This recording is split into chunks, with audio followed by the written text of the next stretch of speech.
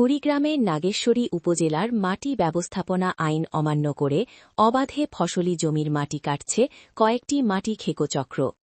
ভেকু দিয়ে এসব মাটি কেটে বিক্রি করা হচ্ছে বিভিন্ন লাইসেন্সবিহীন ইটভাটাগুলোতে। এতে উর্বরতা হারাচ্ছে ফসলি জমিগুলো। নাগেশ্বরী উপজেলার মাটি উর্বর, এঁটেল দোআঁশ প্রকৃতির। ধান, পাট, আখ, ভুট্টা ও শাকসবজি এই অঞ্চলের প্রধান ফসল। মাটিতে পানি নিষ্কাশন কম হয় বলে অল্প সেচেই ভালো ফসল ফলে নষ্ট হচ্ছে দুই ফসলি জমি ও পাকা রাস্তাঘাট।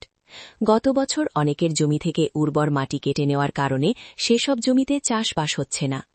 মাটি ব্যবসায়ীরা জমির মালিকদের নানা প্রলোভন দেখিয়ে ভেকু দিয়ে মাটি তুলছেন। বছরের পর বছর ফসল চাষ করায় জমির উপরের অংশের মাটির উৎপাদন ক্ষমতা কমে আসছে। মাটি খেকো কয়েকটি চক্র মফস্বল অঞ্চলের কৃষককে ফুসলিয়ে মাটি বিক্রিতে আগ্রহী করে তুলছে।